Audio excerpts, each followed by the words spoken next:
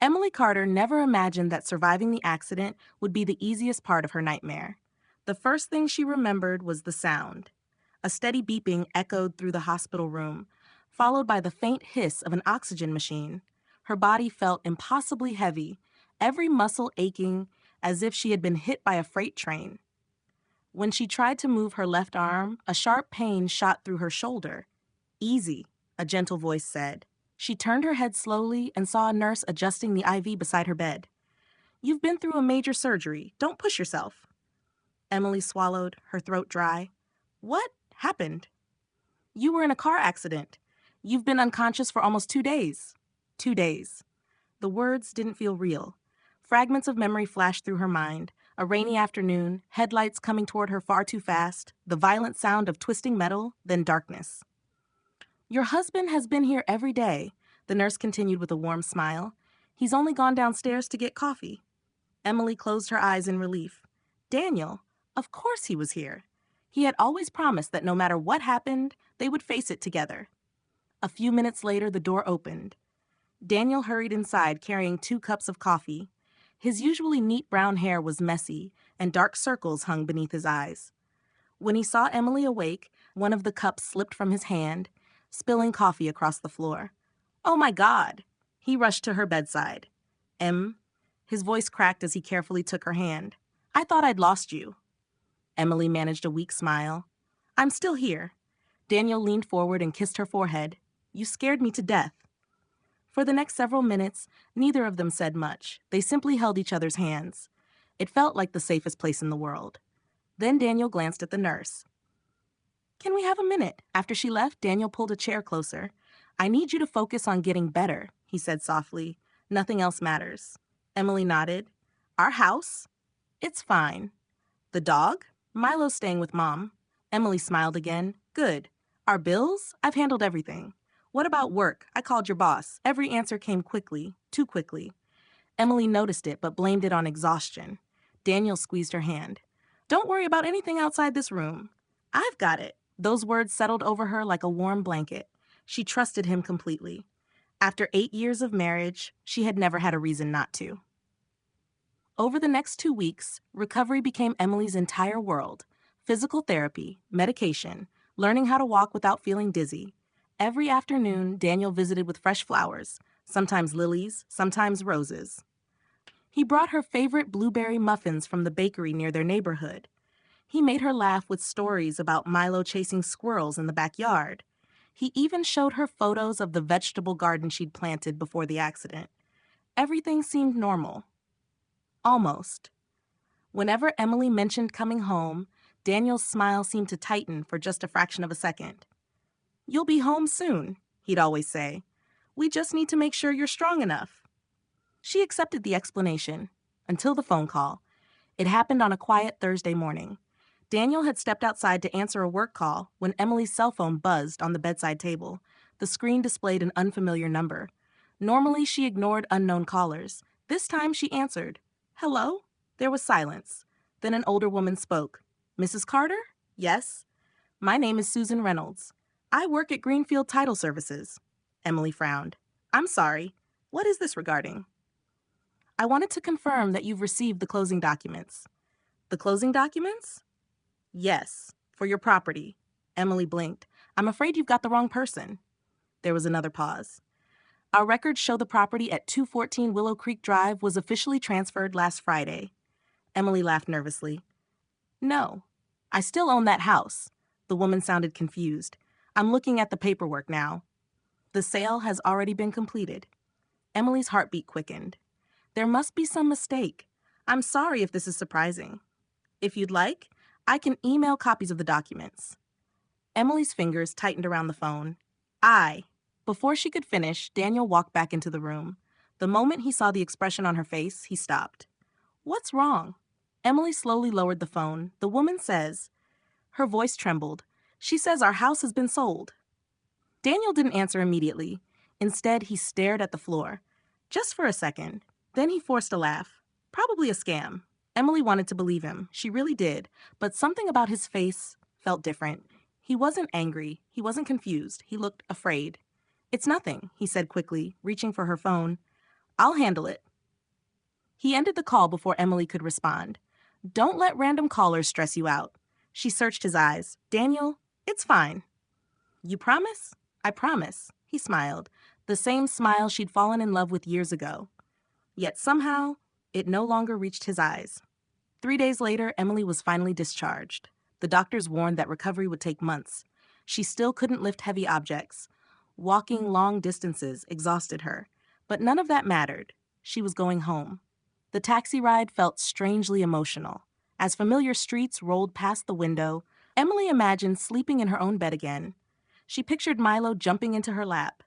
She imagined watering the roses she had planted with her late father years earlier.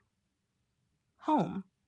After everything she'd been through, home was all she wanted. The taxi turned onto Willow Creek Drive. Emily smiled the moment she recognized the neighborhood. Children rode bicycles down the sidewalk. Mrs. Patterson watered her front lawn. Everything looked exactly the same. Until the taxi stopped. Emily frowned. There was a moving truck parked in front of her house. 2 strangers carried furniture through the front door. A little girl laughed as she ran across the porch. Emily herself had painted white only last summer. She stared in disbelief. What? Daniel quickly opened the taxi door. But she was already struggling to get out. Ignoring the pain in her side, she limped toward the driveway. A man carrying a cardboard box noticed her approaching.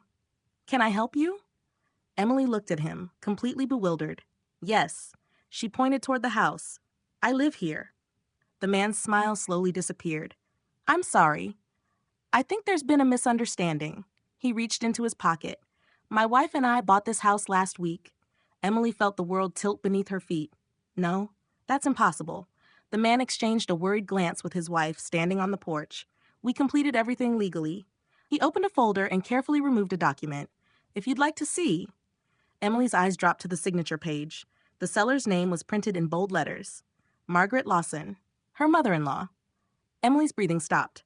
Behind her, Daniel whispered only one word. Emily. Daniel's voice was barely above a whisper. Emily, please let me explain. She didn't turn around. Her eyes remained locked on the document in the stranger's trembling hands. The signature, the notarized seal, the date, everything looked official, everything looked real. Except one thing. It wasn't hers. Slowly, Emily raised her head. No. Her voice came out calm, almost eerily so. This house can't be sold. The man shifted uncomfortably. I'm truly sorry, ma'am. We bought it through a licensed real estate agency. We had no idea. Emily wasn't listening anymore. She turned toward Daniel. You told me everything was fine. Daniel opened his mouth, but no words came out. You promised me. I know. You looked me in the eyes and promised. I'm sorry. Those 2 words hit harder than the accident ever had. Emily took another shaky step toward him. Where's my dog? Daniel hesitated. Milo is with Mom. And all of our furniture? It's been moved. Where? Another silence. Emily felt a knot tighten in her stomach. Daniel. Where is everything? He finally answered. Most of it was put into storage. Most of it? He looked away. Emily suddenly understood. Some of it wasn't in storage. Some of it had been sold, without asking her, without even telling her. The pain in her chest became almost unbearable. She had spent years decorating that house. Every picture frame, every bookshelf, every flower in the garden, every Christmas ornament, every memory. Gone. The new homeowner cleared his throat awkwardly. I really am sorry. Emily forced herself to smile. This isn't your fault. She handed the papers back with trembling fingers. You bought a house. You didn't steal one. The couple looked genuinely sympathetic. As they walked back inside, Emily stood frozen in the driveway. The home she'd dreamed of raising children in already belonged to someone else. A little girl appeared at the upstairs window. She waved happily. Emily managed a weak wave back before tears blurred her vision. Daniel stepped closer. Let's go somewhere and talk. She pulled her arm away. Don't touch me. Her voice was quiet, but it carried years of trust shattering all at once. An hour later, they sat across from each other in a small coffee shop a few miles away. Neither of them had touched their drinks. Outside, rain began tapping softly against the windows. Emily stared at the steam rising from her untouched tea. Finally, she spoke. When? Daniel swallowed. About 3 weeks ago. Emily looked up. 3 weeks? I was still in the hospital. I know. You sold our house while I was recovering from surgery. Daniel rubbed his face with both hands. It wasn't supposed to happen like this. Emily laughed bitterly. Oh? Then how exactly was it supposed to happen? You were going to surprise me? I was trying to protect you. She stared at him in disbelief. Protect me? From what?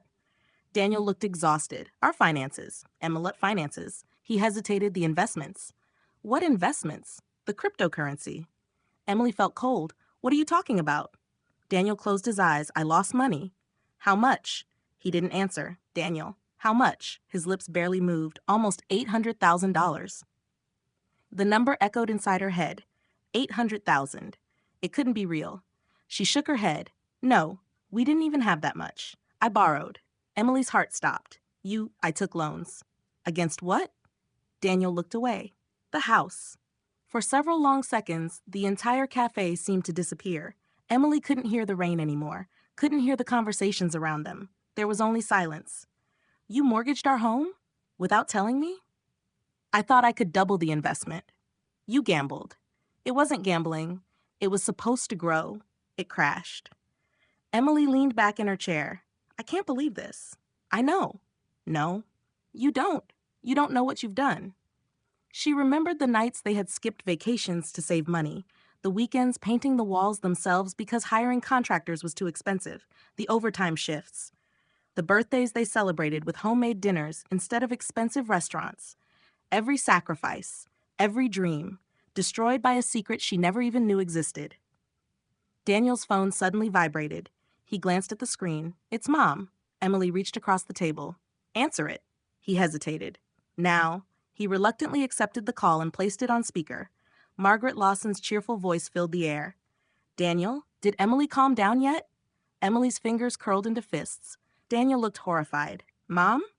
Margaret continued without realizing Emily could hear every word. I told you she'd overreact. Emily leaned toward the phone. Hello, Margaret. Silence. Then?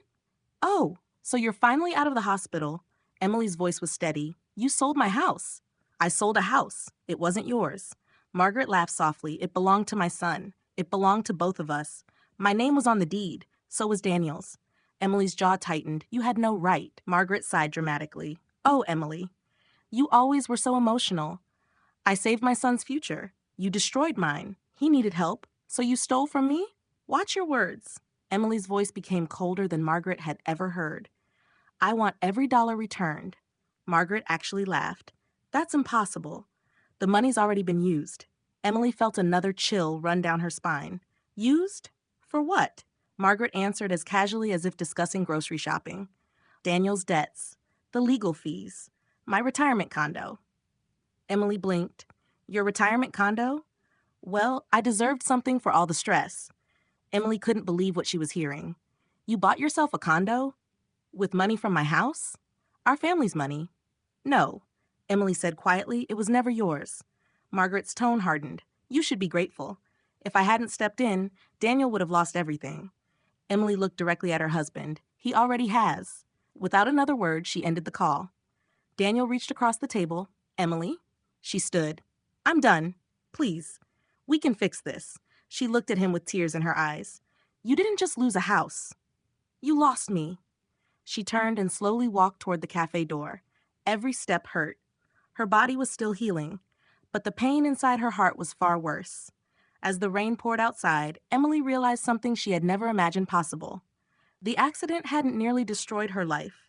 The people she loved had, and she had no idea that an even darker secret was waiting to be uncovered. Emily spent that night alone in a roadside motel just 15 minutes from the neighborhood she had once called home. The room smelled faintly of bleach and old carpet. A single lamp flickered in the corner, casting long shadows across the faded wallpaper. It wasn't much, but at least it had a lock on the door and a bed where she could rest. She lowered herself carefully onto the mattress, her ribs aching from the effort. The silence was overwhelming. For the first time since the accident, there was no Daniel sitting beside her, no reassuring smile, no promises that everything would be okay. Now she knew those promises had all been lies. Her phone buzzed. Daniel. She watched it ring until it stopped. A second later, another call. She ignored that one too. Then a text appeared. Please let me explain. Another. I never wanted to hurt you. Another. I love you. Emily stared at the screen before quietly placing the phone face down on the nightstand. Love. The word had never felt so empty. Sleep never came. Instead, memories filled the darkness. She remembered the first time she met Daniel 11 years earlier. She had been 21, working part-time at a bookstore while finishing college. Daniel walked in looking for a novel his late father used to read. They talked for nearly an hour. He made her laugh. She loved how kind he seemed. 6 months later, they were inseparable. When they got married, 3 years after that, they didn't have much money. The tiny house on Willow Creek Drive had seemed impossible to afford. Emily's father had helped with the down payment, not by giving them cash, by lending it. You two build something together, her father had said, but promise me one thing. What? Emily had asked. Never let anyone come between your marriage. She had smiled. I promise. Back then, she never imagined the person who would destroy it wasn't a stranger. It was Daniel himself. The next morning, Emily drove to the self-storage facility Daniel had mentioned. The manager looked up from his desk. Can I help you? I'm Emily Carter. My husband rented a unit. The manager typed for a moment before nodding. Unit 117. He handed her a temporary access card. Emily slowly walked down the narrow hallway until she reached the metal door. Her hands trembled as she unlocked it. The door rolled upward with a loud metallic rattle. She froze. The storage unit was nearly empty. One old dining chair, several cardboard boxes, a broken coffee table, a few winter coats. That was all. Where was everything else? Where was the antique piano her father had restored? Where were the paintings? The wedding photo hanging over the fireplace? The handmade rocking chair her grandfather built? None of it was there. Emily searched every corner. Nothing. Her breathing became shallow. Daniel had lied again. Most of their belongings had never been placed in storage. Someone had taken them or sold them. She opened one of the remaining boxes. Inside were family photo albums. Another held old Christmas decorations. The next contained medical records. Nothing valuable. Whoever emptied the house had carefully kept only the things no one wanted to buy. Emily sank onto the dusty concrete floor. She picked up a framed photograph from one of the boxes. It showed her and Daniel standing in front of the house on the day they received the keys. Both of them were laughing. Her father stood behind them, with one hand resting proudly on Daniel's shoulder. Emily traced her father's smiling face with her finger. I wish you were here. Tears finally spilled down her cheeks. As she closed the storage unit, a familiar voice called her name. Emily? She turned. Her heart skipped. Mrs. Patterson? The elderly woman from across the street hurried toward her. She had been Emily's neighbor for almost 8 years. Oh, sweetheart. Mrs. Patterson wrapped her in a gentle hug. I've been trying to reach you. Emily managed a weak smile. I lost my phone during the accident. I was so worried. Mrs. Patterson stepped back, studying her carefully. You've lost weight. Emily forced another smile. It's been a difficult few weeks. The older woman's expression suddenly changed. There was something strange. Emily looked up. What do you mean? The day your furniture was taken. Emily's pulse quickened. What happened? Mrs. Patterson glanced around before lowering her voice. I watched them load the moving truck. So? Your mother-in-law was there. Emily wasn't surprised. But she wasn't alone. Who was with her? Mrs. Patterson frowned. A man. What man? I don't know. I'd never seen him before. She paused. They argued. Emily's eyebrows drew together. About what? I couldn't hear everything. But I heard him say... Mrs. Patterson repeated the words exactly as she remembered them. This isn't what we agreed to. You promised I'd get my share. Emily felt a chill crawl up her spine. My share? Mrs. Patterson nodded. Then your mother-in-law handed him an envelope. What kind of envelope? A thick one. Emily didn't need to ask what had probably been inside. Cash. A lot of cash. So whoever that man was, Mrs. Patterson continued quietly, he helped her. Emily's mind raced. Who was he? A realtor, a lawyer, someone who forged documents? Before leaving, Mrs. Patterson gently squeezed Emily's hand. If you need anything, sweetheart, I'm here. Emily smiled gratefully. Thank you. But as she walked back toward her car, she realized the mystery had only grown deeper. That afternoon, she drove to the county records office. If Margaret had sold the house legally, there had to be paperwork. If she hadn't, there had to be proof. The clerk behind the counter greeted her politely. "How may I help you today?" "I'd like copies of every document related to the sale of 214 Willow Creek Drive." The clerk typed for several minutes, then frowned. "That's odd." Emily's stomach tightened. "What?" "There are a lot more filings than normal." "Can I see them?" A thick folder landed on the counter. Emily opened it. Mortgage documents, property transfer forms, power of attorney paperwork, tax records. She flipped through page after page, then she stopped, her eyes fixed on a single document. At the bottom was her signature, or at least something pretending to be her signature. Emily stared at it for a long moment. "No." The clerk looked concerned. "Is something wrong?" Emily pointed at the page. "I never signed this." The woman leaned closer. "You're certain?" "I was unconscious in the hospital on that date." The clerk's face immediately turned serious. "Would you mind waiting here a moment?" She disappeared into a back office. A minute later, a supervisor emerged. He introduced himself calmly before examining the document. Then he looked directly at Emily. "Mrs. Carter, if what you're saying is true, this property may have been transferred through fraud." Emily's heart pounded. Fraud. The word echoed in her mind. For the first time since leaving the hospital, she realized this wasn't just betrayal. It might be a crime. And somewhere behind those forged signatures, someone had gone to extraordinary lengths to steal everything she owned. Emily sat frozen in the county records office, unable to take her eyes off the forged signature. Someone had practiced it. Every curve of the letters, every stroke of the pen. At first glance, it looked almost identical to her own handwriting. But it wasn't hers. It couldn't be. She had been unconscious in a hospital bed when the document had supposedly been signed. The supervisor closed the file carefully.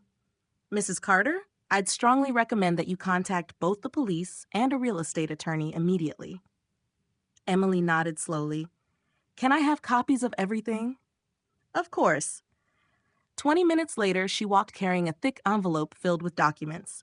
The weight in her hands felt insignificant compared to the burden pressing against her heart. Before driving away, she made one phone call. Not to Daniel, not to the police, to someone she hadn't spoken with in over a year. "Hello?" The familiar voice answered after the second ring. "Rachel?" There was a brief silence. "Emily? Oh my God, is that really you?" Rachel Brooks had been Emily's best friend since college. They had once shared everything: late-night study sessions, road trips, heartbreaks, dreams. But after Emily married Daniel, life had slowly pulled them in different directions. "I'm sorry to call out of nowhere," Emily said. Rachel immediately heard the exhaustion in her voice. "What happened?" Emily took a shaky breath. "Everything." An hour later, they were sitting together in Rachel's kitchen. Emily had barely finished telling the story before Rachel slammed her coffee mug onto the table. "He did what?" Emily slid the documents across the table. Rachel read them carefully. Then her expression changed. "This isn't just divorce material. This is criminal." Emily rubbed her forehead. "I still can't believe it." Rachel looked directly into her eyes. "Believe it? Because whoever did this planned it." "What do you mean?" Rachel pointed at the paperwork. "Look at the timeline." Emily leaned closer. "The mortgage, the transfer, the sale, everything happened within 12 days. Rachel frowned. "That isn't normal." Emily hadn't noticed. Rachel continued. "Even fast property sales usually take longer." "So how did this happen?" Rachel looked thoughtful. "They already had buyers ready." Emily blinked. "You think they planned this before my accident?" Rachel slowly nodded. "I think your accident simply gave them the perfect opportunity." The realization made Emily's stomach turn. Had they been waiting, planning, preparing, long before she ever ended up in the hospital?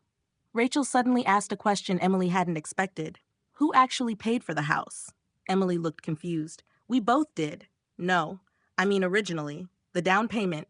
Emily hesitated. "My father." Rachel nodded. "I remember. He loaned us the money." Emily smiled sadly. "He insisted we'd pay him back." "Did you?" "Yes. Every penny." Rachel leaned back. "Then why is your mother-in-law acting like she owned the place?" Emily sighed.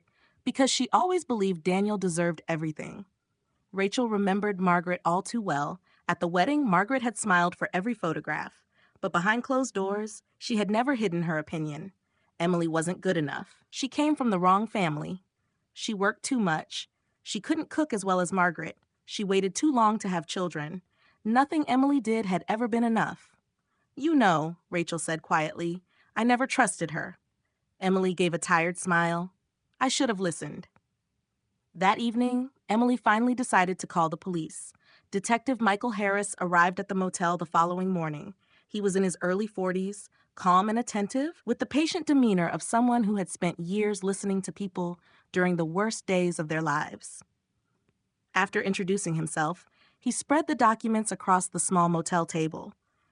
You believe your signature was forged? I know it was. Were you physically capable of signing these documents on that date?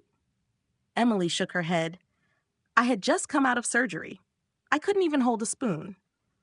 The detective made several notes. Did anyone besides your husband have access to your identification? Emily thought carefully. My purse disappeared after the accident. It was returned 3 days later. Was anything missing? I honestly didn't check. Detective Harris looked up. That may be important. Emily's mind raced. Her driver's license, her passport, her banking information, everything had been inside that purse. What about electronic signatures? The detective asked. Emily frowned. I don't understand. Have you ever signed legal documents digitally? Yes.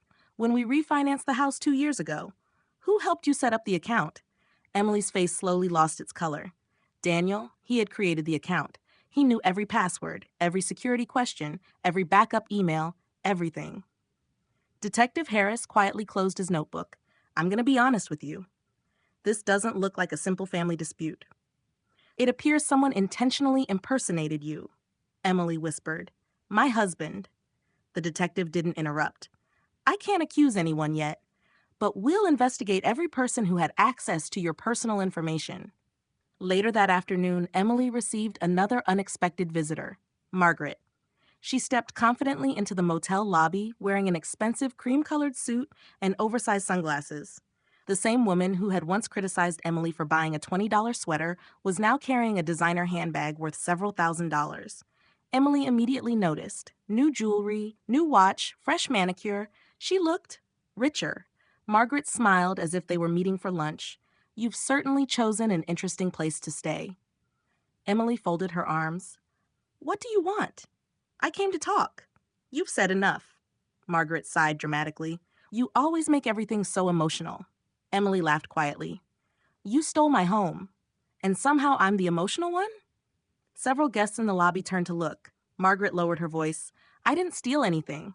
I protected my son. You protected yourself. Margaret's smile faded. You should be thanking me. Emily stared at her in disbelief. For what? If I hadn't stepped in, Daniel would be bankrupt. Emily took one slow step closer. So instead, you made me homeless. Margaret's expression hardened. You'll recover. It's only a house.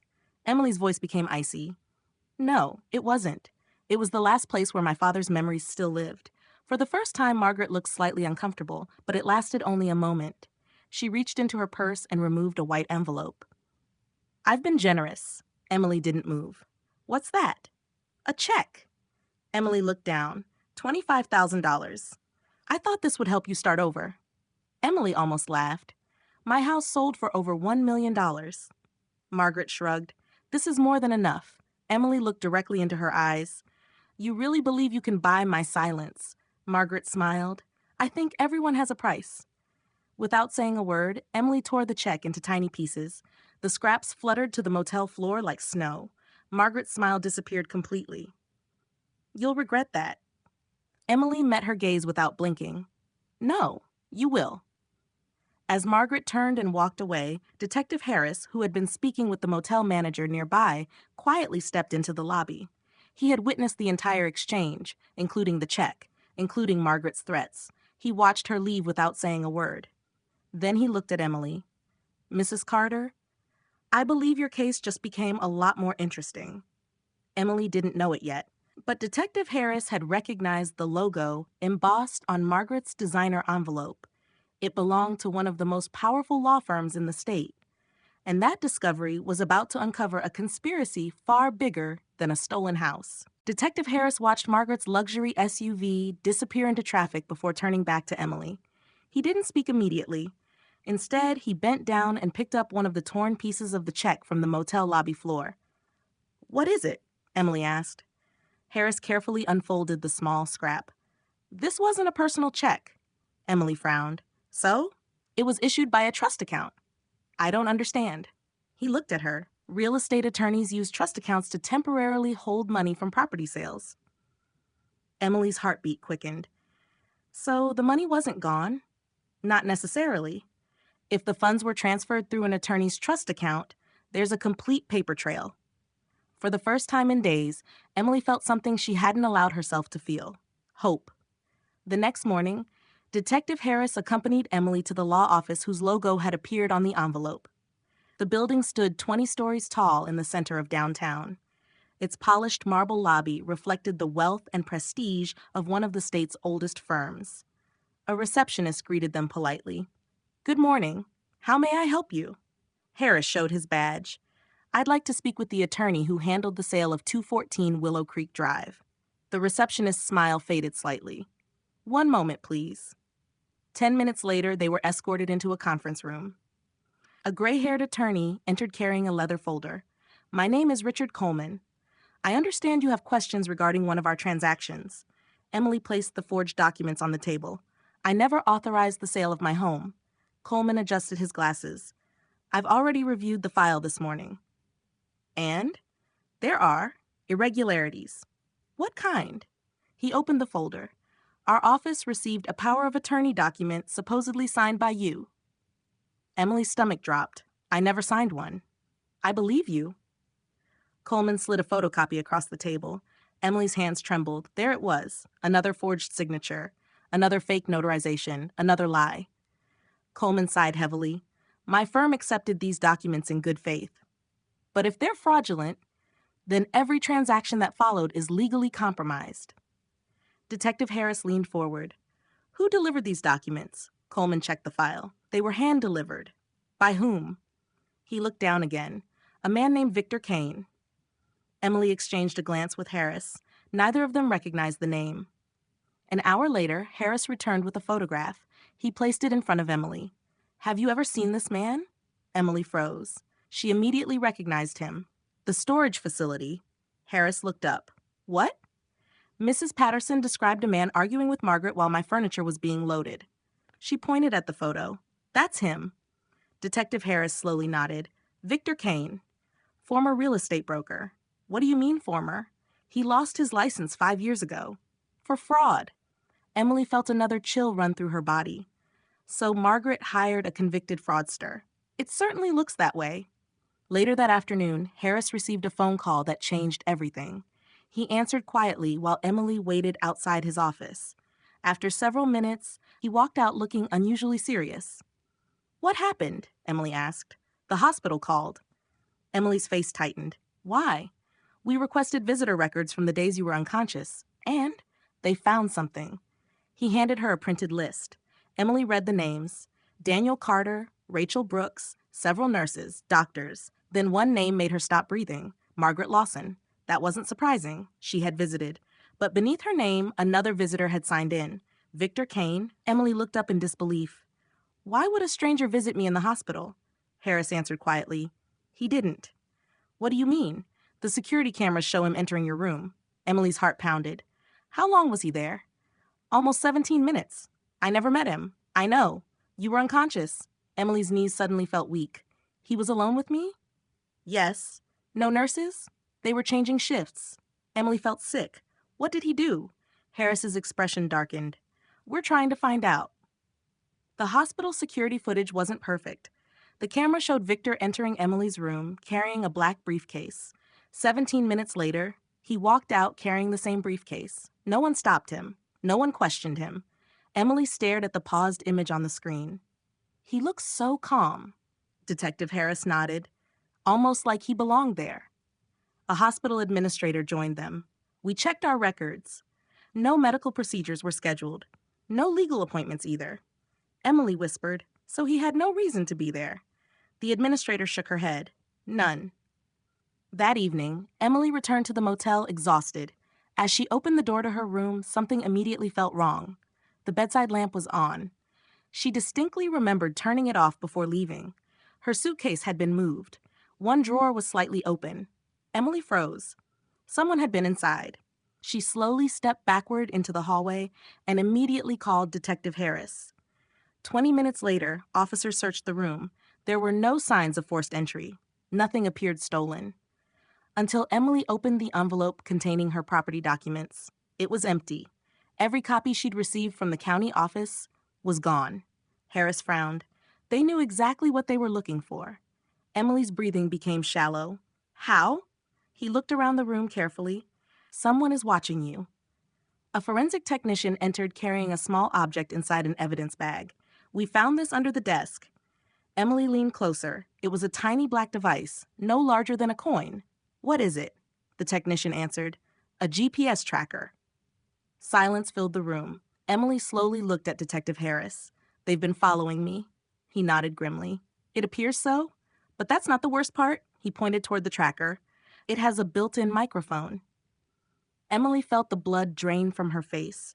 Every conversation, every phone call, every plan she and Harris had discussed could have been overheard. Someone wasn't just stealing her home. Someone was staying one step ahead of her. And for the first time, Emily realized she wasn't only fighting to get her life back. She might be fighting to stay alive. Emily couldn't take her eyes off the tiny black device sealed inside the evidence bag. It looked harmless, small enough to fit beneath a shirt button, yet it had followed her everywhere. Every conversation with Rachel, every meeting with Detective Harris, every late-night phone call, someone had been listening. The thought made her skin crawl. Detective Harris carefully placed the evidence bag into a larger container. I'm moving you.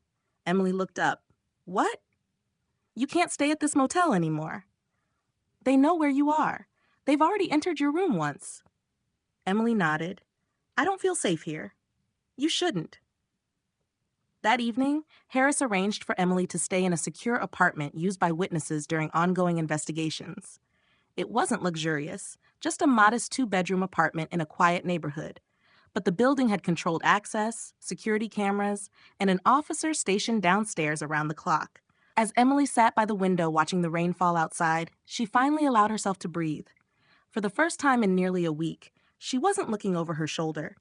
Her phone buzzed, an unknown number. She hesitated before answering. Hello? A calm male voice spoke. Mrs. Carter? Yes. My name is Thomas Whitmore. I'm the attorney who handled your late father's estate. Emily frowned. I thought everything had already been settled years ago. So did I. What do you mean? There is something your father instructed me to deliver. Emily's heart skipped a beat. He specifically said, only if you ever lost your home through betrayal. Emily stopped breathing. What? I believe it's time we meet. The next morning, Emily drove to Whitmore and Associates, a small law office on the edge of town. Thomas Whitmore looked to be in his late 60s. His silver hair was neatly combed, and his office walls were lined with decades of legal books. The moment Emily walked in, he smiled sadly. You look just like your father. The words almost brought tears to her eyes. I miss him every day. So do I. Whitmore gestured toward a chair. Your father was one of the finest real estate attorneys I've ever known. Emily smiled faintly. He always loved helping people. He also believed in preparing for the worst. Whitmore reached into a locked cabinet and removed a thick brown envelope. Its seal was untouched. Written across the front in her father's handwriting were 6 words. For Emily, only if necessary. Emily's hands trembled as she broke the seal. Inside she found a handwritten letter, a small brass key, a USB flash drive, and a document labeled Private Trust Agreement. Her heart began pounding. What is all this? Whitmore leaned back. Insurance. Emily unfolded the letter first. Her father's familiar handwriting instantly brought tears to her eyes. Open quote, my dearest Emily. Close quote. Open quote, if you're reading this, then something has gone terribly wrong. Close quote. Open quote, I pray this letter never reaches your hands. Close quote. Open quote. But if it does, it means someone you trusted has betrayed you. Close quote. Emily wiped away a tear and continued reading. Open quote. I have practiced law for over 35 years. Close quote. Open quote. I have seen greed destroy families. Close quote. Open quote. I have watched spouses deceive one another. Close quote. Open quote, I have learned one painful lesson. Close quote. Open quote, never assume love makes people honest. Close quote. Emily felt as though her father were sitting beside her. Every word sounded exactly like him. Open quote, when you and Daniel bought your home, I insisted on handling the legal work myself. Close quote. Open quote, you thought it was because I wanted to save you money. Close quote. Open quote, that wasn't the real reason. Close quote. Emily frowned. She remembered that conversation. Her father had refused to let anyone else prepare the paperwork. She had never questioned why. She kept reading. Open quote, I noticed certain behaviors from Daniel's mother that troubled me. Close quote. Open quote, she was overly interested in your finances. Close quote. Open quote, she repeatedly asked about ownership, inheritance, and property rights. Close quote. Open quote, she smiled when others were watching. Close quote. Open quote, but when they weren't. Close quote. Open quote, I saw something different. Close quote. Emily's chest tightened. Her father had known, years ago, long before Emily herself had seen Margaret's true nature. Whitmore quietly spoke. Your father never accused Margaret of anything. But he didn't trust her, Emily whispered. Neither did I. Until it was too late. Whitmore nodded sympathetically. He hoped he was wrong. Emily continued reading. Open quote, because of my concerns, I placed additional protections inside the ownership documents. Close quote. Open quote. They are perfectly legal. Close quote. Open quote. They were designed only to activate if fraud ever occurred. Close quote. Emily looked up. What protections? Whitmore smiled slightly. The trust agreement. He slid the document toward her. Emily opened it. Page after page described legal language she barely understood. Then Whitmore pointed to one paragraph highlighted in yellow. If ownership is transferred through fraud, forgery, coercion, or false representation, legal title automatically reverts to the protected beneficiary pending judicial review. Emily stared at him. What does that mean? It means, Whitmore folded his hands, if we prove your signature was forged, the sale can be declared void. Emily felt hope rising again. So I can get my house back? Whitmore hesitated. Possibly. But that's only half of it. He picked up the brass key. This opens safe deposit box 27 at First National Bank. What's inside? Whitmore smiled. I've never seen it. Your father instructed the bank that only you could open it. Emily looked down at the small key resting in her palm. It suddenly felt heavier than gold. An hour later, Emily arrived at the bank accompanied by Detective Harris. The bank manager verified her identification before escorting them into the vault. Rows upon rows of metal boxes lined the walls. Finally, they stopped at box 27. Emily inserted the brass key. Her hands shook as she turned it. The lock clicked open. Inside was another sealed package, along with several folders, a hard drive, and a velvet jewelry box. Emily frowned. My mother's necklace. She hadn't seen it since her mother's funeral nearly 20 years earlier. She carefully opened the jewelry box. Beneath the necklace was a folded note, in her father's handwriting. Look underneath. Emily gently lifted the velvet lining. Hidden beneath it was a tiny memory card. Detective Harris looked intrigued. What do you think's on it? Emily had no idea. Back at Whitmore's office, they inserted the memory card into a computer. A folder appeared. Its title read, Willow Creek Project. Emily exchanged a confused glance with Harris. There were dozens of video files, each dated nearly 8 years earlier. Whitmore opened the first recording. The screen flickered to life. Emily gasped. Her father appeared on camera, sitting behind his office desk. He looked directly into the lens. If you're watching this, then my instincts were right. Emily felt tears stream down her face. It was the last time she would ever hear her father's voice. But what he said next made everyone in the room fall silent. I secretly recorded every meeting concerning the purchase of your house, including one conversation your mother-in-law believed no one else would ever hear. Emily's hands froze over the keyboard. The room became so quiet that she could hear the soft hum of the computer. Detective Harris leaned closer to the monitor. Thomas Whitmore folded his arms without saying a word. Emily clicked on the first video. The screen flickered before revealing her father's office from 8 years earlier. The date appeared in the bottom corner. March 14th. A younger version of her father sat behind his desk reviewing paperwork. A knock came at the door. Come in. The door opened. Margaret Lawson walked inside wearing an elegant navy blue suit. Emily's heart sank. She had completely forgotten about that meeting. At the time, Margaret had told everyone she was simply dropping off some documents for Daniel. Clearly, that hadn't been the whole story. On the recording, Margaret smiled warmly.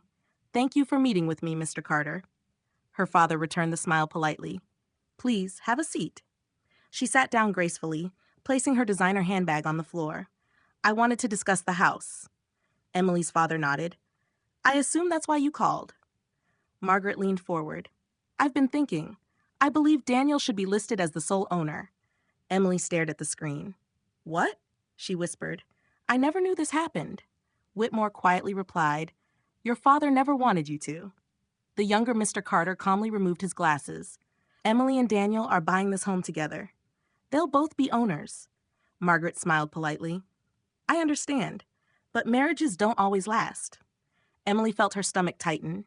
8 years ago, before they were even married, Margaret had already been talking about divorce. Her father answered firmly, "That's exactly why both names belong on the deed." Margaret's smile began to fade. "You know what I mean." "No, I don't. If they separate, my son deserves protection." Mr. Carter folded his hands. "My daughter deserves exactly the same." Margaret's voice became colder. "My family has more experience managing assets, and my son makes more financial decisions." Emily's father looked directly at her. "Your son and my daughter will build their own marriage. They don't need either of us controlling it." Margaret forced another smile. "I suppose we'll have to disagree." She stood to leave.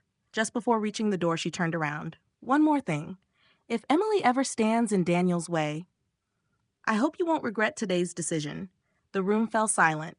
Emily covered her mouth. "She threatened him." Whitmore nodded slowly. "Yes, and your father never forgot it." Detective Harris looked thoughtful. "Play the next file." Emily clicked another video. This recording was dated 3 months later. It showed Daniel sitting alone in her father's office. He looked nervous. Her father handed him a folder. "This contains the final ownership documents." Daniel thanked him. Then something unexpected happened. Her father asked quietly, "Can I ask you a personal question?" Daniel smiled awkwardly. "Of course. If one day someone asked you to choose your wife or your mother, who would you choose?" The younger Daniel laughed. "My wife." Without hesitation. "My mother raised me. But Emily is the woman I want to grow old with." Emily felt tears welling in her eyes. "He meant that," she whispered. Whitmore didn't answer. They all kept watching. Her father smiled warmly. "I'm glad to hear it." Daniel added, "My mother can be controlling, but she means well. I'll never let her interfere in our marriage." Emily looked away from the screen. The irony hurt more than she expected.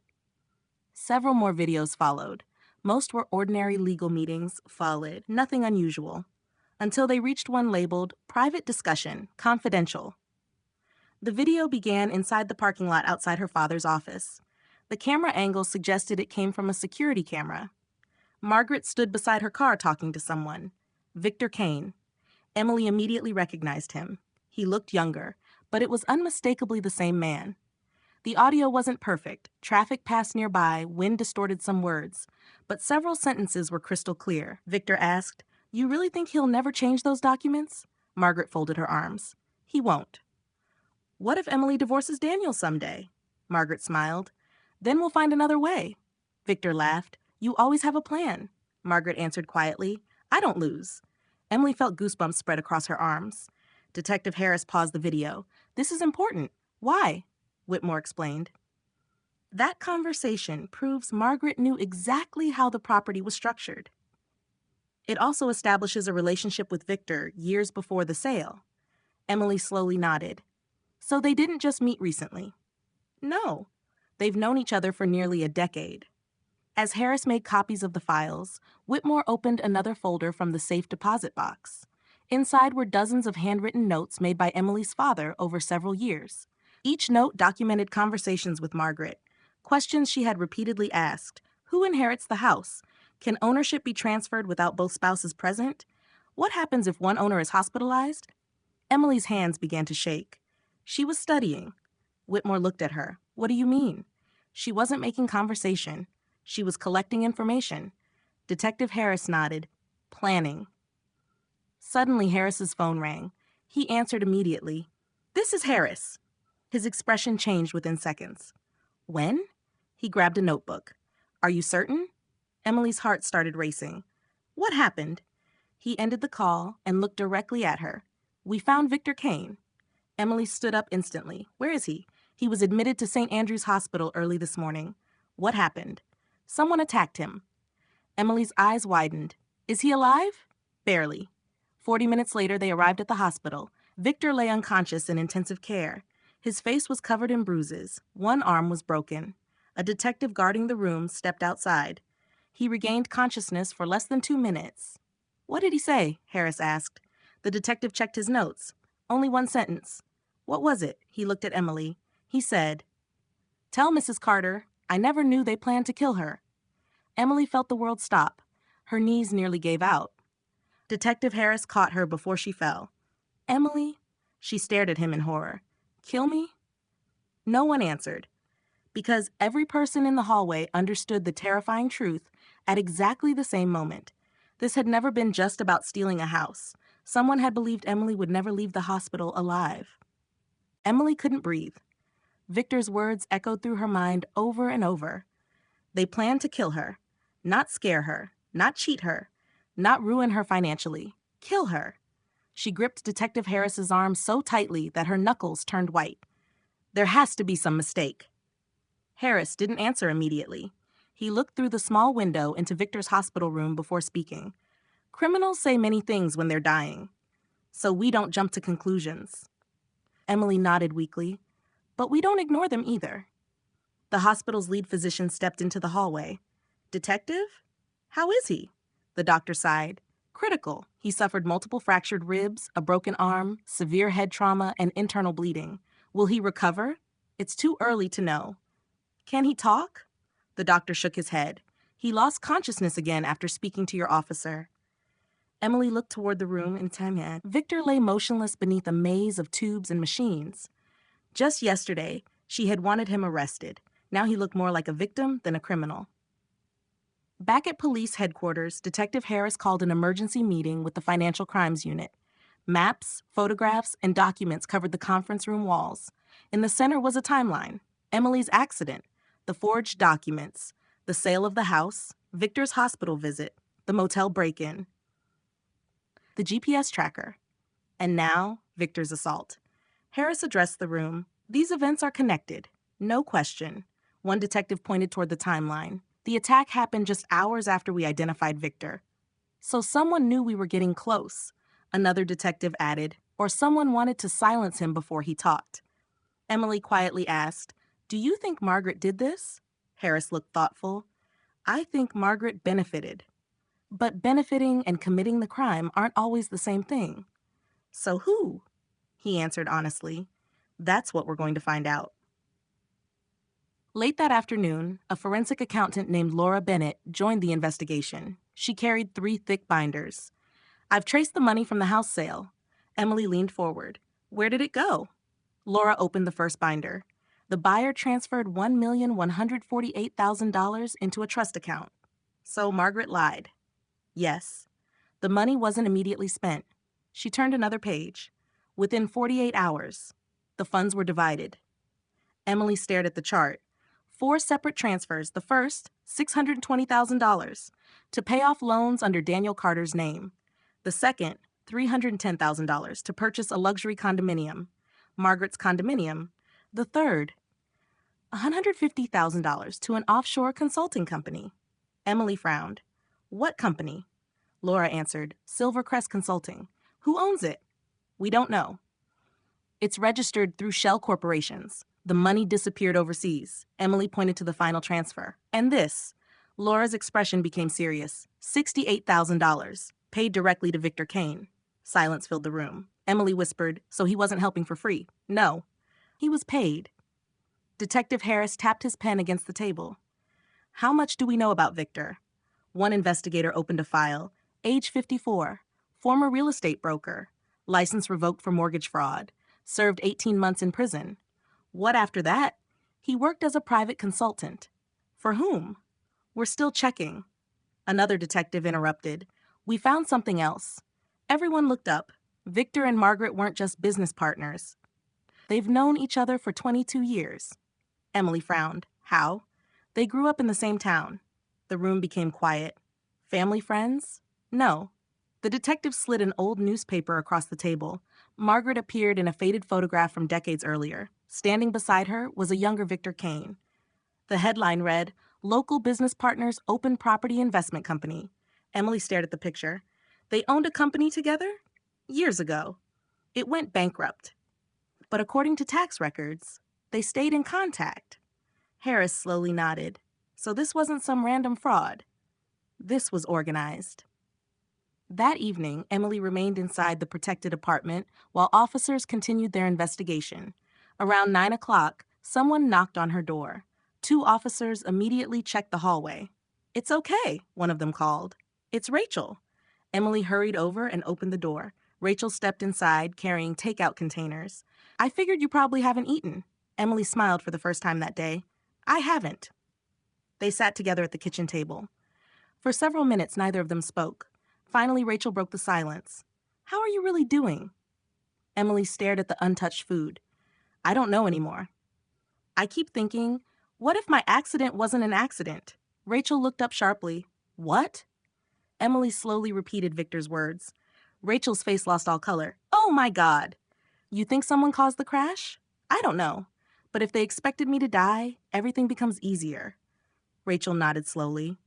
No hospital, no forged signatures to question, no one fighting for the house. Emily whispered, I would have been buried while they moved into my life. Just then, Detective Harris called. I need you to come downstairs. Emily and Rachel exchanged worried looks. 5 minutes later, they met him in the building's secure parking garage. He wasn't alone. A uniformed officer stood beside a badly damaged silver sedan.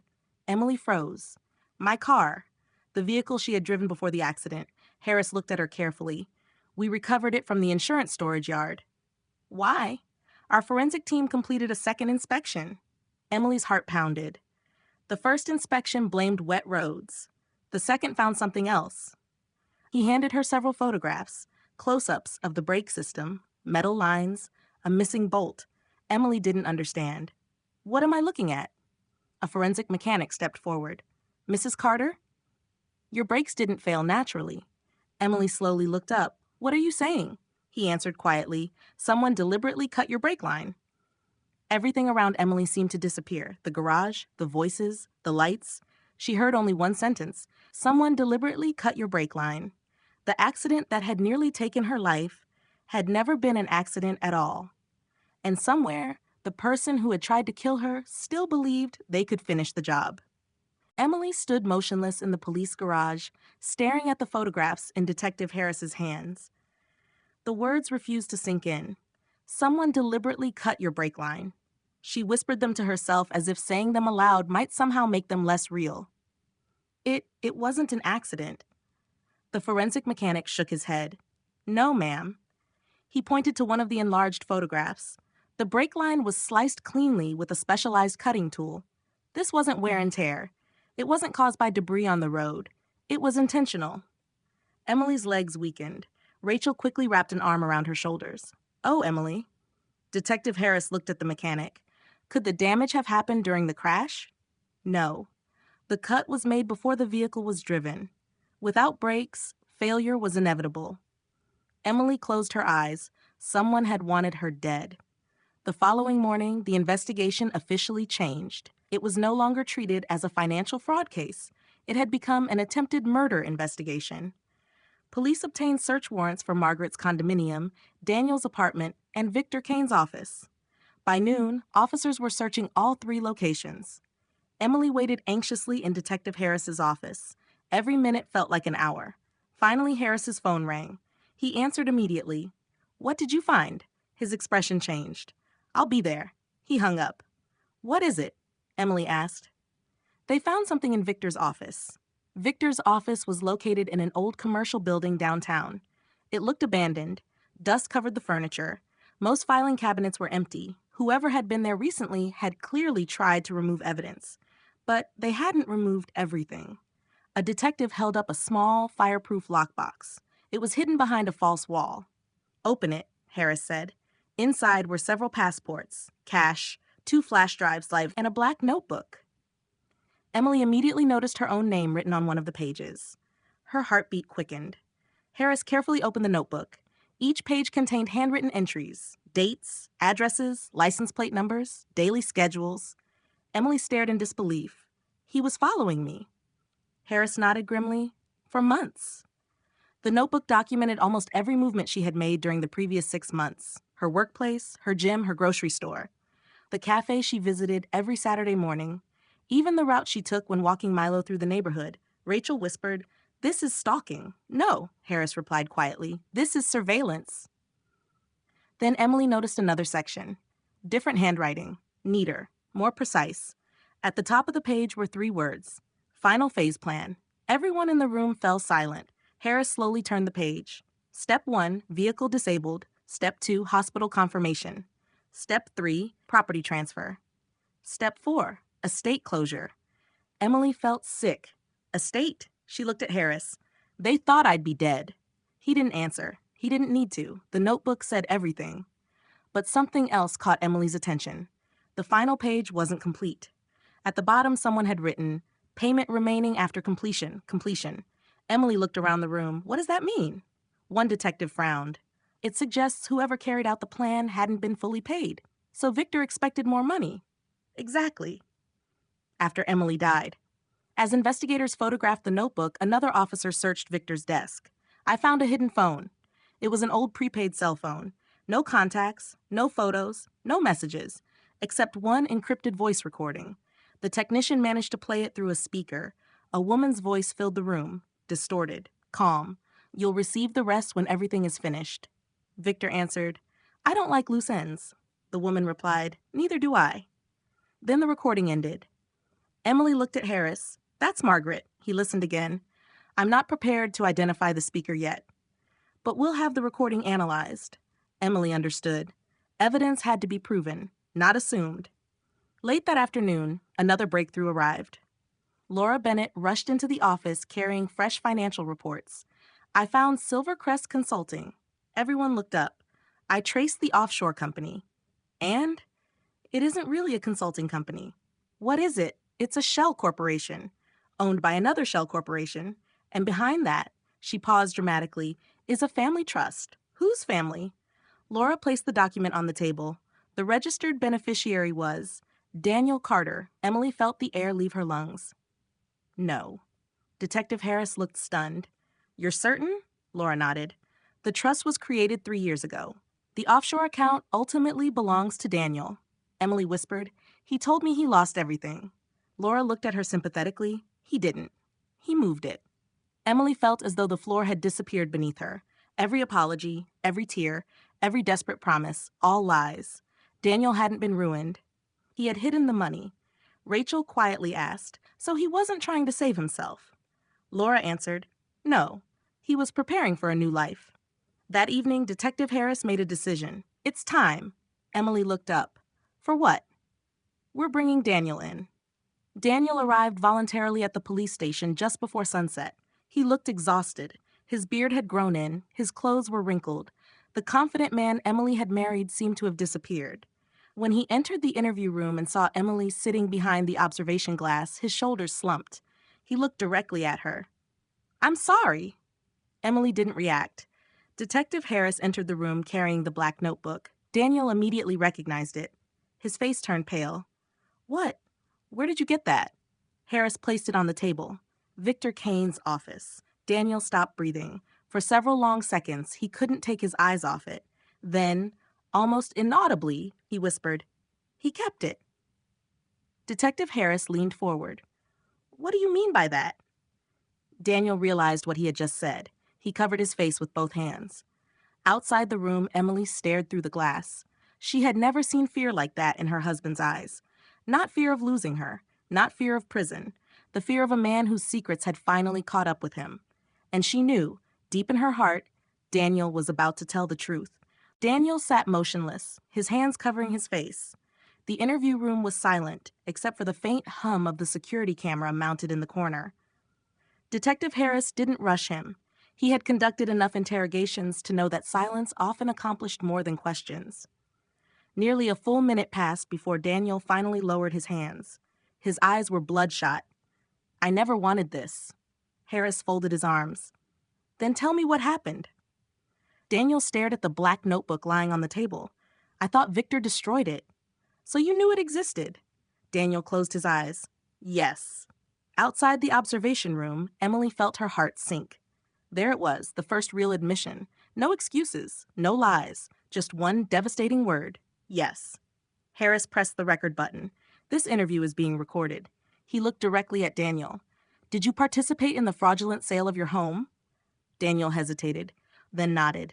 "Yes." Emily's knees nearly gave out. Rachel quickly steadied her. Harris continued calmly. "Did you knowingly forge your wife's signature?" Daniel looked horrified. "No. I swear I didn't forge anything." "Who did?" Daniel swallowed hard. "Victor." "And who hired Victor?" Silence. Harris repeated the question. "Who hired Victor Kane?" Daniel whispered. "My mother." Emily pressed her hand against the observation glass. She wanted to burst into the room, to scream, to demand answers. But Harris had asked her to stay outside, so she listened. Every word felt like another knife twisting in her chest. "When did this begin?" Harris asked. Daniel stared at the table. "About a year ago." "What happened?" "My investments collapsed." "How much did you lose?" "Everything." "And then I borrowed money." "From whom?" "Private lenders." "Legal lenders?" Daniel shook his head. "No." Harris wrote something in his notebook. "How much did you owe?" Daniel whispered. $620,000. Emily frowned. That number matched the exact amount that had been transferred from the sale proceeds to pay off his debts. "So your mother offered a solution?" Harris asked. Daniel nodded slowly. "She said the house was the only way." "What exactly did Margaret propose?" Daniel took a deep breath. "She said, 'Emily doesn't need to know. We'll sell the house while she's recovering. Once everything settles down, we'll buy another one.'" Emily felt sick. Another one? As if memories could simply be replaced with a bigger kitchen and newer furniture. "But that's not what happened, is it?" Harris asked. Daniel shook his head. "No." "What changed?" "My mother kept asking for more money." "More?" "She said she'd handled everything." "She deserved compensation." "How much?" Daniel laughed bitterly. "At first she wanted 50,000, then 100, then the condo. And after that, she said the rest belonged to the family." "The family?" "Her." Detective Harris leaned forward. "Did your mother ever discuss Emily's accident before it happened?" Daniel looked genuinely confused. "Never?" "Never." "Did she ever ask about Emily's schedule?" "No." "The condition of her car?" Daniel frowned. "No." Harris studied his face carefully. Daniel appeared shocked by the question. Not defensive, not calculating, just confused. Harris changed direction. "Did you know Victor Kane visited Emily in the hospital?" Daniel's head snapped up. "What?" "The visitor logs confirm it." Daniel looked completely stunned. "No." "I thought he only handled paperwork." "You didn't send him?" "No." His reaction was immediate, almost instinctive. Emily watched carefully. For the first time since the interrogation began, she believed him. Harris placed the photograph of the cut brake line on the table. Daniel stared at it. "What is this?" The mechanic concluded Emily's brakes were intentionally cut. Daniel's face turned white. He looked at Harris, then at the photograph, then back again. "No," his voice cracked. "No." "You think I did this?" "We're asking what you know." Daniel pushed his chair back violently. "I didn't touch her car." "I would never hurt Emily." His breathing became rapid. "I lied. I hid money. I agreed to sell the house. But I never tried to kill my wife." Outside the room, Emily searched his face. She had spent 11 years learning every expression he made. This wasn't fake. He looked genuinely terrified. Not because he had been caught, because he had just learned something he hadn't known. Harris remained calm. Then who would? Daniel slowly sat back down. His hands trembled. "My mother?" He stopped.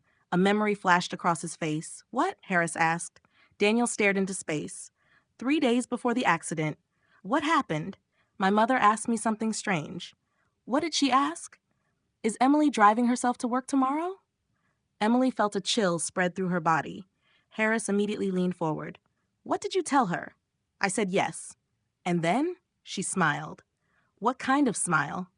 Daniel closed his eyes. I've never seen her smile like that before. Another memory surfaced. Daniel suddenly looked up. There was a mechanic. What mechanic? My mother introduced me to someone. When? About a week before the crash. Name? I don't remember. What did he do? She said he was checking Emily's brakes because she'd heard a strange noise. Emily frowned. My car never made any strange noise. Daniel nodded slowly. I know that now. Harris exchanged a glance with another detective. If someone had access to the vehicle, that would have been the perfect opportunity. Just then, the interview room door opened. An officer stepped inside carrying a file. He handed it to Harris. We just received this. Harris opened it. His expression changed instantly. What is it? Daniel asked. Harris looked at him. We found the mechanic. Daniel leaned forward. Who is he? Harris slowly turned the file around. A driver's license photograph stared back at them. Daniel's face lost every trace of color. His lips began trembling. No, he whispered. That's impossible. Emily pressed closer to the observation glass. She couldn't see the photograph, but she could see Daniel's reaction. Pure horror. Harris spoke quietly. You know him. Daniel nodded once. Barely. Then he whispered words that sent a chill through everyone listening. That's not a mechanic. That's my mother's younger brother. The room fell into stunned silence. Emily had never even known Margaret had a brother, and if Daniel was telling the truth, their family conspiracy had just become far larger than anyone had imagined. Daniel couldn't stop staring at the photograph. His lips trembled as memories he hadn't thought about in years came rushing back. My uncle's name is Richard Lawson. Detective Harris remained silent, allowing him to continue. He disappeared from the family a long time ago. Why? Daniel swallowed hard. My mother always said he was a disgrace. What did he do? He spent time in prison. For what? Daniel hesitated. Auto theft. The room fell silent. Harris slowly closed the file. So your uncle knows cars? Daniel nodded. He used to own an auto repair shop before he was arrested. Emily felt a knot tighten in her stomach. A man with years of mechanical experience, someone who knew exactly how to make a brake failure look like an accident. Within the hour, police tracked Richard Lawson to a rundown trailer park nearly 80 miles outside the city. By the time officers arrived, he was gone. The trailer had been abandoned. Inside, investigators found clothes scattered across the floor, half-packed suitcases, and an empty gun case. Someone had left in a hurry. A detective stepped out carrying a cardboard box. We found these. Inside were dozens of receipts, vehicle repair invoices, old photographs, and one recent work order. The customer name had been blacked out with permanent marker, but the vehicle description remained visible. 2019 silver Honda Accord. Emily's car. Forensic technicians examined the invoice carefully. A partial fingerprint remained on the corner. Within 30 minutes, the results came back. Richard Lawson. Detective Harris looked at the report. That places him with Emily's vehicle. Rachel whispered. So Victor wasn't lying. No, Harris answered quietly. He wasn't. Back at headquarters, another breakthrough arrived. The audio laboratory completed its analysis of the voice recording found on Victor's prepaid phone. The lead technician entered carrying headphones. We isolated the background noise and cleaned the recording. Can you identify the speaker? We compared it against several public recordings. And the voice matches Margaret Lawson with 98.7% probability. Emily closed her eyes. It was her. The woman who had smiled at her wedding, who had hugged her after family dinners, who had once called her daughter. Now her voice was evidence in an attempted murder investigation. The technician pressed play. The recording sounded much clearer now. Margaret's unmistakable voice filled the room. You'll receive the rest when everything is finished. Victor answered. I don't like loose ends. Margaret replied calmly. Neither do I. Then there was another sentence that hadn't been audible before. It was faint, almost hidden beneath traffic noise, but now everyone heard it. If she survives, we'll handle that too. No one spoke. The room felt ice cold. Emily couldn't believe what she had just heard. There was no misunderstanding anymore, no innocent explanation. Someone had wanted her dead. An arrest warrant for Margaret Lawson was issued immediately. Police arrived at her luxury condominium just after sunset. The concierge unlocked the penthouse door. Inside, everything was spotless. Designer furniture, fresh flowers, expensive artwork, but Margaret was gone. On the kitchen island sat a single coffee cup, still warm. One detective looked out the window. She left minutes ago. Detective Harris ordered every nearby highway monitored. Airports, train stations, rental car agencies. Nothing. Margaret Lawson had disappeared. Emily returned to the secure apartment just after midnight. She was emotionally exhausted. Every truth she uncovered only revealed another lie. She stood by the window looking out at the city lights. Her phone suddenly rang. Unknown number. Detective Harris had warned her not to answer unknown calls, but something inside her told her to pick up. Hello? Silence. Then Margaret spoke. You've caused quite a mess. Emily's pulse quickened. Where are you? Margaret laughed softly. Far enough away. Emily quietly pressed the button to record the call. You tried to kill me. You don't have proof. I've heard the recording. Margaret was silent for a moment. Then she sighed. You should have stayed in the hospital. Emily's blood ran cold. So it's true.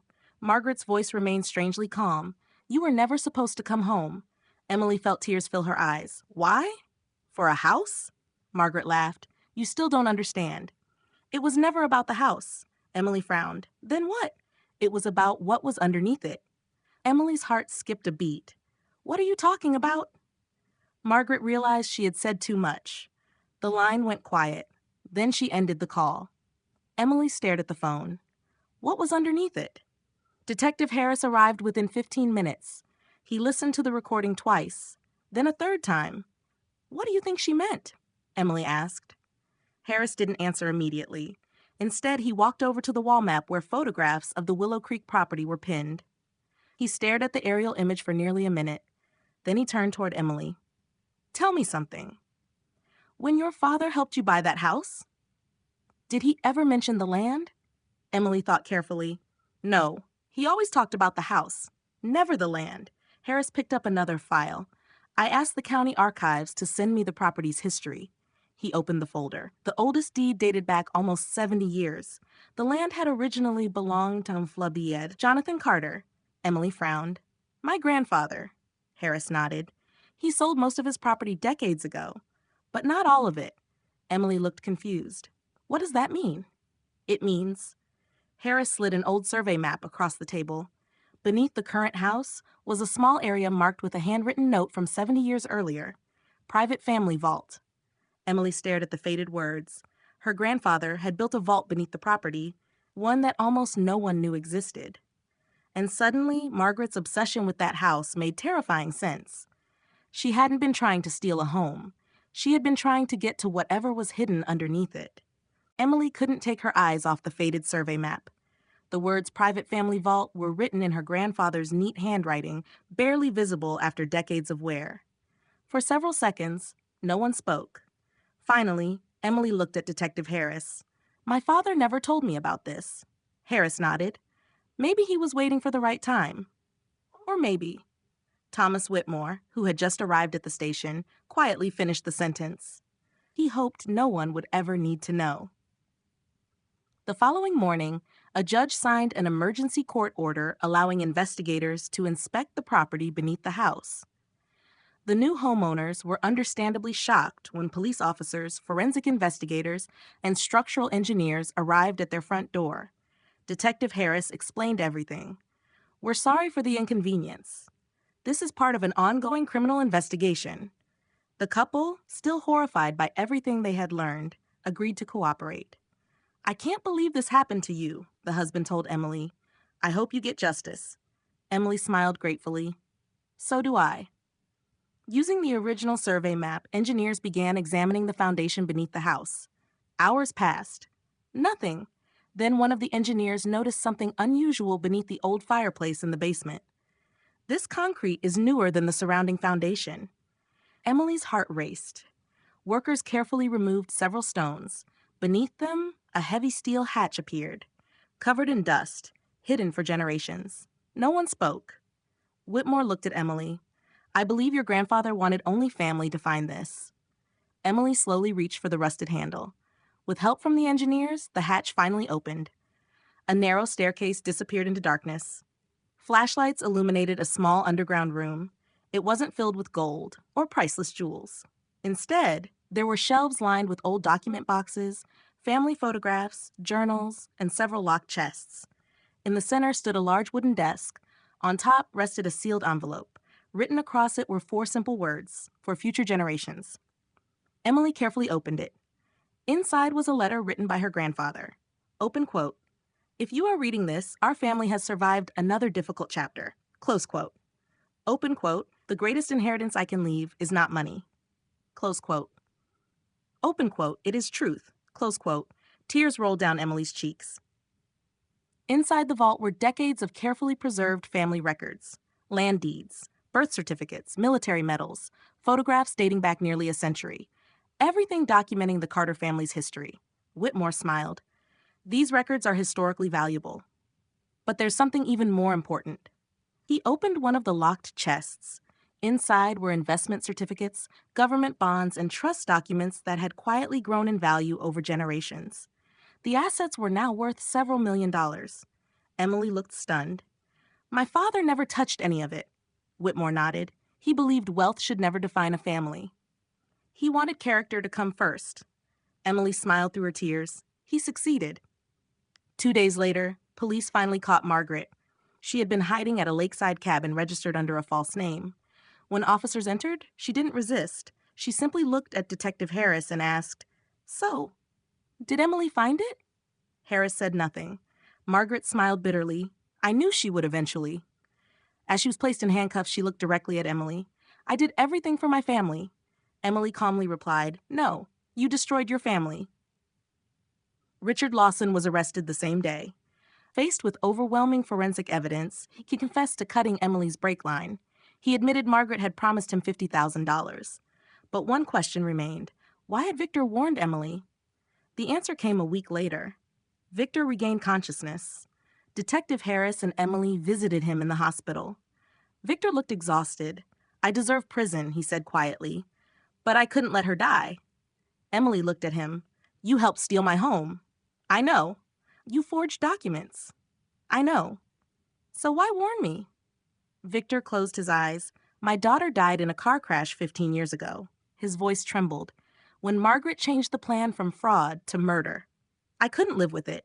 I tried to stop her." Emily remembered Mrs. Patterson mentioning the argument she had witnessed. Victor continued, "When I demanded she cancel everything, Richard beat me nearly to death." Emily believed him, not because he was innocent, but because guilt had finally caught up with him. Months later, the courtroom was packed.